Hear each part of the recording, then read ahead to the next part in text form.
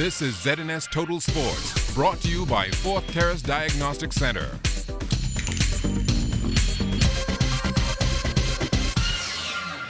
Welcome to sports, everybody. The New Providence Basketball Association Championships back on court last night at the AF Adderley Gym. Up first in Division II, the Breezes High Flyers and Johnson Trucking Panchos playing a winner-take-all Game 5. This one close throughout, and it came down to the final couple of seconds. The Flyers' Daltino Thurston fouled with the score tied. He connected on the first free throw. The second one came off the iron. Truckers got the rebound. The ball thrown up court. It took a deflection. That allowed the time to run off the clock. And the Breezes High Flyers, your Division II champions, winning 75-74. When it comes down to crunch time, you know what you got to do. You got to make your shots to win the game. Johnson Truckers is a hell of a team, and that guy, Oishi, number one, he's a hell of a player. He's real good. Boy, he had me doing some studying, but I'd like to thank my guys for working hard and coming out and sacrificing. And this one for Breezes. It was hard, and we had to fight hard, but coming into the season for our first time especially, no one would thought we were able to do it, but we proved them wrong.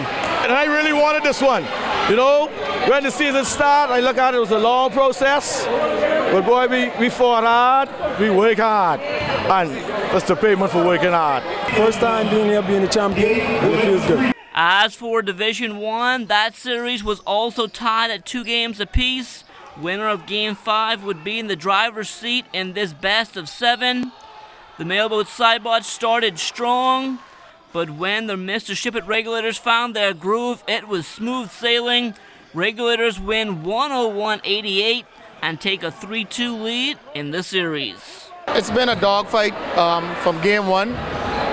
Win, lose. In all games you have your laps, but down the stretch we kind of put it together. And the same thing we've been doing all season. We try to do it and do it much better every game we play. The Government Secondary School's Best of 3 softball and baseball championships getting underway yesterday at the Bankers Field. Up first in junior girls play, it was all about the D.W. Davis Royals. They took Game 1 from the S. McPherson Sharks, 12-6.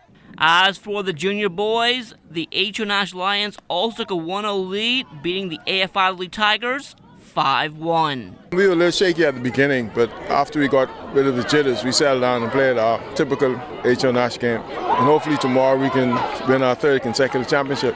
And we are dedicating this one to Anthony Carey Jr., who broke his ankle last year in the championship game, and to our principal, Michelle Samuels, who's been very supportive of both teams, softball and baseball. I think we put up a good fight. Everybody always wants to win the first game. Unfortunately, we made 1 or 2 defensive miscues or whatever, and that led to us losing the game. But I'm really excited about us having a chance to make it to championship. We'll go back to the drawing board and be ready for tomorrow. In senior girls play, the GHS Magic took a 4-run lead on the Civi Bethel Stingrays. In the final inning, the Stingrays making a comeback, but it came up a run short. GHS holds on for a 5-4 Game 1 victory. We made a few mistakes, but we still came out good. Ain't nothing can change. We can just keep it up, put in all the work. Tomorrow we will come out with the win, through God, and we will do it for the Fernanda family. On to the senior boys now. GHS in the big dance once again, and they got on the scoreboard first against the C.R. Walker Knights. In the end, though, it would be too much from the Knights. C.R. Walker takes Game 1, 5-3. It's not up to the par that I would like for it to be at, but it's a learning process for a lot of these guys, transitioning from softball to baseball, and having to teach them the different baseball skills. It takes some time. We've been practicing and working on it, but we came this far with what we have, and we're going to go much further. They're not a team that you can really fall asleep on. They have a good pitching, coach and a coach in Leroy, so we're going to have to play good fundamental baseball to come out on top. The countdown continues to the Beach Soccer World Cup. We get more on that from Kelsey Johnson. The next couple of weeks are going to be crucial for the Rake and Scrape boys, who will use the scrimmage matches against some of the higher-ranked countries to improve and prepare for the FIFA Beach World Soccer Cup. The local side took advantage of the 3 weeks that Tahiti was here, the number 2 team in the world. And our team improved a lot in defense. Our team improved because the first game Tahiti play easy, but in the second game we improve a lot in defense and they score 6 goals. In the third game, improve in defense, score 5 goals. So score 5 goals and 6 goals against Tahiti is too difficult. It's the second best team in the world. So for us, it's amazing. Play against Tahiti. We learn every day. It's very important for us play against the best team in the world. Only this way, Bahamas team improves. Since our arrival, it's almost 3 weeks now.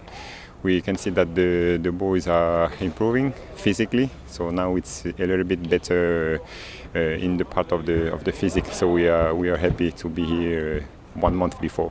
The Tahitian team wanted to get acclimated ahead of the April 27th through May 7th hosting of the World Cup event.